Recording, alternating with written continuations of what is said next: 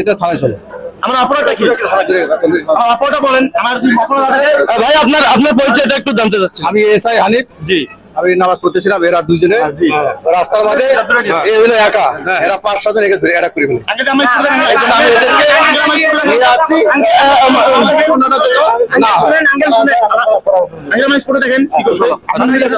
তো আমি duty officer. তারা দুজনের মধ্যে একটা বিশৃঙ্খলা সৃষ্টি হয়েছিল। দুজনের মধ্যে ভুল বুঝে ওই ছেলেটা একটা ভুল করছে, সে বেল খেয়ে দিয়ে ইয়া করছে, সেটা ভুল স্বীকার করছে। আমাদেরকে একটু বিষয়টা বলেন তো, আমরা শুনতে যাচ্ছি। বিষয়টা হলো ট্রেনের মধ্যে ও ছিল, তা অপোজিটে আমরা 4 জন ছিলাম, কোম্পানির লোকজন। তো ও পাশে হঠাৎ করে দেখি ওই ছেলে আইসা এর সাথে সেই রকম জগা লাগছে। তা আমি ওকে কইলাম যে কি তোমার বাসা কোথায়?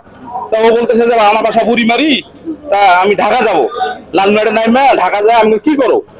আমি অটো চালাই। তা সেই রকম অবস্থা, দুজন মারামারি। তা আমরা বললাম চলে যাও। তো চলে গেল। এখন ট্রেন থেকে নামার পরে আমার 3 জন বললো যে ভাই, এটা ভয় করতেছে, ও আমার হাত ধরে মাছ চায়। তা ব্রিজ থেকে আমি বললাম ঠিক আছে নাম, তুমি ঢাকা যাও তো যাত্রী, তোমাকে তার ফেলে যাওয়া যাবে না, তোমাকে আইনা প্ল্যাটফর্মে এখানে আরএমবির হাতে খুলে দেই, ওনারাই সমাধান টানবে। দর্শক, আমরা লালমনিরহাটের যে রেলওয়ে স্টেশন রয়েছে সেখানে একটি অনাকাঙ্ক্ষিত ঘটনা ঘটে গিয়েছে, সেখান থেকে আপনাদের সাথে সরাসরি যুক্ত রয়েছি আমি আনিসুল ইসলাম রাজীব। দর্শক, এখানে আমরা একজন পুলিশ সদস্যকে দেখতে পাচ্ছি, সাইফুল ভাই। ভাই একটু বলেন তো, আপনারা কি কোনো পদক্ষেপ নিয়েছে? এই বিষয়টা কি আপনাদেরকে জানিয়েছে কিনা? আমরা ওনার কাছে শুনতে আসি কথাটা, শুনি আমরা দেখি কে অন্যায় করছে, কি কথা শোনার পর তারপর আমরা আচ্ছা, আপনার অভিযোগটা একটু বলেন তো ভাই। অভিযোগটা ভাই কিছুই না, অভিযোগটা হচ্ছে আমি যাত্রী কি ব্যবস্থা ভাই, আমি যাত্রী, ও যাত্রী, আমরা এক বগিতে আসছি। উনি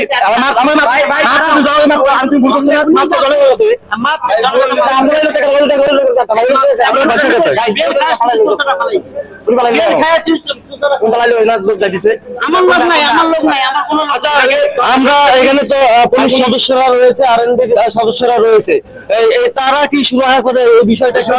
নাম ছিল আমি আসলাম, তখন ইনি যাচ্ছে রাস্তা দিয়ে, ভাই বড় ভাই যাচ্ছে রাস্তা দিয়ে, যাওয়ার পথে আমি আসি, 2-3 জন ভাই, ছোট ভাই ছিল, এক অবস্থা আমাকে এখন স্পট করছে, আমি গায়ে মার খেয়েছি। ভাই বলতে কিছু রাগ হয়েছে, কেন আমার মানে আমরা ভাই মানে একই কথা, আমার ছোট ভাই রাগ হবে না, তাতেই আমার ভাই যখন ধরতেই হবে, তখন আরেকজন আসি, ভাই আসি আমাদের আমি ওনাকে বারবার বলতেছি, আমি ওনাকে বললাম ভাই আমার ছাড়েন, আমার কি আমার অপরটা আমার কি, ওরা থানায় চলে। আমার অপরাধটা কি?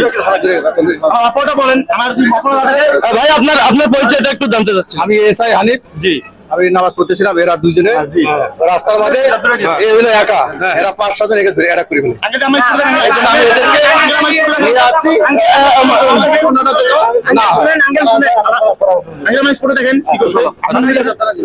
দর্শক, আমরা কিন্তু লালমনিরহাট থেকে দেখানোর চেষ্টা করছি, লালমনিরহাট যে রেল স্টেশন রয়েছে সেখানে কিন্তু এই অনাকাঙ্ক্ষিত ঘটনা তাকে ঢিলানোর কারণেই কিন্তু যে এখানে যে এসআই রয়েছে তাকে কিন্তু তাদের দুইজন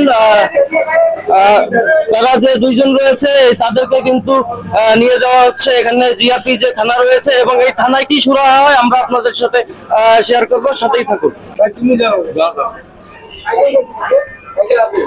দর্শক, এখানে কিন্তু আপনারা যে লাইভে যুক্ত ছিলাম দেখেছেন, এবং আমরা এখানে যে দায়িত্বরত অফিসার রয়েছে জিআরপি পুলিশের, তিনি একটি সমাধান করে দিলেন। আমরা সেই বিষয়ে একটু তার কাছে জানতে চাচ্ছি। ভাই কি করলেন একটু আমাদের? তো আমি ডিউটি অফিসার।